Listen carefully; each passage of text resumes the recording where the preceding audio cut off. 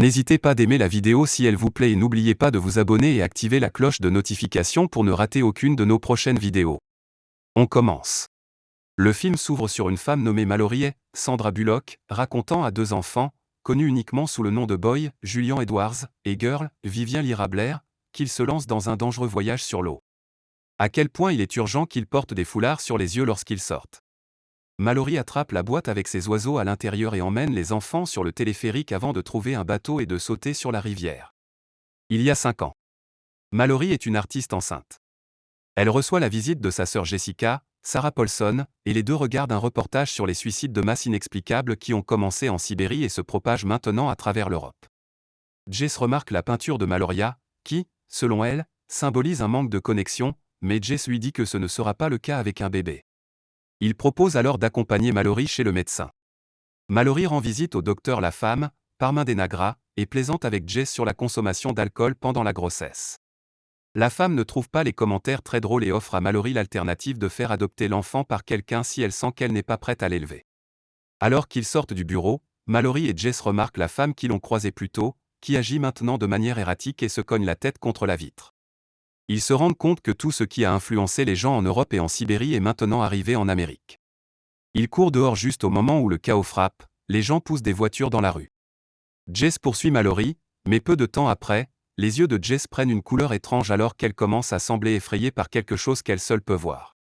Elle conduit frénétiquement, Mallory essaie de la garder sur la route, mais Jess retourne la voiture et s'écrase.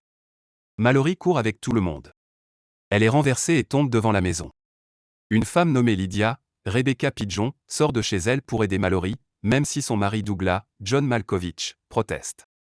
Avant que Lydia ne puisse aider Mallory à se relever, elle semble tomber en transe et semble parler à sa mère. Lydia entre dans une voiture en feu, qui explose bientôt. Un homme du nom de Tom, Treventrod, aide Mallory à se relever et se précipite dans la maison. Ils sont suivis par la policière Lucy, Rosa Salazar. Également dans la maison se trouvent Greg, B.D. Wong, le propriétaire Charlie, Lilray Lowry, Félix, Machine Gun Kelly, Cheryl, Jackie Weaver, et un couple nommé Jason, Taylor Handley, et Samantha, Amy Gumnick. Ces deux derniers fuient la maison lorsqu'ils entendent leur fils au téléphone, donnant l'impression qu'il est en danger. D'autres personnes racontent ce qu'elles ont vu de ceux qui sont touchés par ce pouvoir mystérieux. Charlie soupçonne que l'entité est causée par des démons qui prennent la forme d'un chagrin ou d'une perte les plus profonds. Il réalise tout que l'entité est invisible et que la regarder entraînera le suicide. Mallory quitte le groupe et Tom va la réconforter alors qu'elle lui raconte ce qui est arrivé à Jess. Le groupe ferme alors les portes et place des journaux sur les fenêtres pour que personne ne puisse regarder dehors. Aujourd'hui, après 6 heures sur la rivière, Mallory et les enfants continuent de descendre la rivière car il fait maintenant nuit. Mallory essaie de contacter les gens par radio et commence à entendre une entité chuchoter son nom. Dans le passé, une survivante nommée Olympia, Danielle MacDonald, demande à entrer dans la maison. Douglas essaie de l'arrêter, mais Mallory attrape une arme au cas où. Les autres laissent prudemment Olympia entrer dans la maison et voient qu'elle est également enceinte. Greg propose alors de tout observer à l'extérieur en vérifiant les émetteurs dans la maison.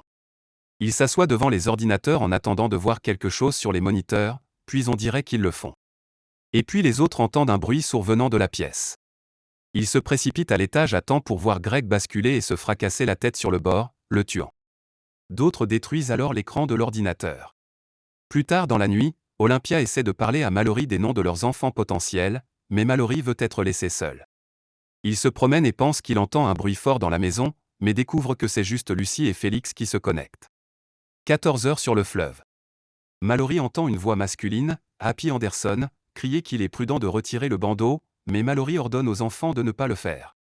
Prétendant avoir de la nourriture et voyant l'entité, il dit qu'il n'y a aucune raison de la craindre. Mallory sort une arme et tire à l'aveuglette, juste avant que l'homme ne l'attaque et tente de lui retirer son bandeau. Mallory combat l'homme et le tue avec un coup de machette. Dans le passé, le groupe a manqué de nourriture et ils savent que l'aide ne vient pas. Mallory, Tom, Douglas, Lucy et Charlie se réunissent pour aller au supermarché où Charlie travaille depuis qu'il a fermé l'endroit quand les choses ont mal tourné. Ils peignent les fenêtres et utilisent le GPS pour les guider. Sur la route, ils ont l'impression de rouler sur des cadavres et essaient de l'ignorer. Le GPS commence alors à déclencher une alerte de proximité, ce qui signifie qu'une entité les entoure. Tom parvient à les sortir du danger. Ils vont au marché et prennent le plus de nourriture possible. Mallory voit des oiseaux, qu'elle décide d'emmener avec elle comme animaux de compagnie. Soudain, il entend la voix de son collègue Charlie Fischfinger, Matt Leonard, enfermé dans le congélateur, suppliant d'être libéré. Il commence alors à expliquer à quel point l'entité est belle et doit être vue. Les bâtonnets de poisson commencent à craquer alors que Lucy, Tom et Douglas essaient de le retenir. Charlie voit alors l'entité et se rend compte qu'il est condamné.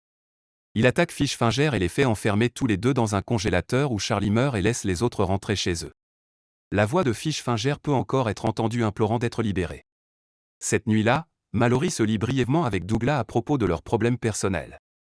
Les autres entendent alors ce qui ressemble à une voiture qui s'éloigne. Ils entrent dans le garage pour constater qu'il n'est plus là, tout comme Lucy et Félix. 24 heures sur le fleuve. Mallory arrête de ramer pour se reposer. Alors qu'il continue, il heurte un bateau dans un camion coulé et le garçon tombe du bateau, mais Mallory le sort et essaie de le réchauffer, mais la nourriture et les couvertures tombent dans la rivière, alors elle fait de son mieux pour se réchauffer. En haut. Garçon debout. Elle laisse les enfants dans le bateau alors qu'elle se dirige vers la forêt pour essayer de ramasser de la nourriture. Mallory entre dans le bâtiment où elle entend un bruit et voit des choses bouger d'elles-mêmes alors que l'entité les tire. Elle parvient à sortir du bâtiment, mais l'entité continue de chuchoter son nom. Mallory tire avec son arme sur une entité invisible, que Girl surprend, alors elle quitte le navire pour aider Mallory, mais trouve Girl et l'attrape, la maudissant d'avoir abandonné le navire alors qu'ils reviennent vers elle. À l'époque, Tom a raconté à Mallory comment il était en poste en Irak et lui et ses copains ont suivi un homme qui accompagnait ses enfants à l'école au milieu de tout le chaos. Les deux commencent également à développer des sentiments l'un pour l'autre. Olympia laisse entrer un desperado nommé Gary, Tom hollandais, dans la maison. Les autres recherchent et interrogent agressivement Gary. Il dit aux autres que des malades mentaux échappés sont venus le voir lui et son ami, les incitant tous les deux à regarder la créature. L'ami de Gary a vaincu l'un d'eux, lui permettant de s'échapper et de rentrer chez lui. Il dit qu'il y a aussi des gens qui n'ont pas les yeux bandés, essayant délibérément de voir les créatures et voulant que les autres les voient. Douglas ne fait pas confiance à Gary et essaie de le forcer à sortir de la maison sous la menace d'une arme, mais Cheryl l'assomme et laisse Gary rester et ils enferment Douglas dans le garage. Olympia s'excuse en larmes d'avoir laissé entrer Gary et dit qu'elle se sent comme un fardeau, mais Mallory lui dit que non. Olympia demande alors à Mallory de prendre soin de son bébé si quelque chose lui arrive, et Mallory accepte. Elle donne ensuite à Olympia un jouet Hello Kitty à donner au bébé. 38 heures sur la rivière. Nous voyons une fille tenant un jouet Hello Kitty, suggérant qu'elle est la fille d'Olympia. Mallory se met sous la couverture avec les enfants pour les avertir qu'il approche des rapides et que ce sera la partie la plus dangereuse du voyage. Il leur dit que quelqu'un devra garder les yeux ouverts pour naviguer, et les deux enfants se portent volontaires, mais Mallory décide que cela ne vaut pas la peine de sacrifier l'un d'eux, alors elle dit que personne ne regardera et qu'ils construisent juste un rapide les yeux bandés. Passé. Mallory et Olympia entrent en travail. Pendant que Tom et Cheryl aident les femmes, Gary sort un tas de dessins des créatures parce qu'il fait partie de ces fous qui les ont vus et veulent que les autres les voient. Il prend les oiseaux de Maloria et les met dans le réfrigérateur, car il semble détecter et avertir les autres du danger, avant de déchirer les papiers des fenêtres, ce que Douglas remarque. Gary ouvre la porte du garage pour tenter de se débarrasser de Douglas. Pendant ce temps, Olympia accouche d'une fille tandis que Mallory accouche d'un garçon. Gary entre dans la salle et tire les stores devant Olympia. Juste avant de sauter par la fenêtre, elle tend son bébé à Mallory. Gary force alors Cheryl à ouvrir les yeux, la faisant se suicider avec des ciseaux. Douglas arrive avec une arme à feu, mais ne peut pas tirer les yeux ouverts et a peur de frapper Mallory et les enfants. Il parvient à tirer sur Gary dans le bras, mais tue Douglas en le poignardant avec une paire de ciseaux. Tom voit alors l'arme et essaie de l'attraper, tout comme Gary. 2 coups de feu se font entendre, mais on voit Tom vivre avec Mallory et les enfants. C'est maintenant 5 ans plus tard, juste avant le début du film. Mallory et Tom vivent ensemble,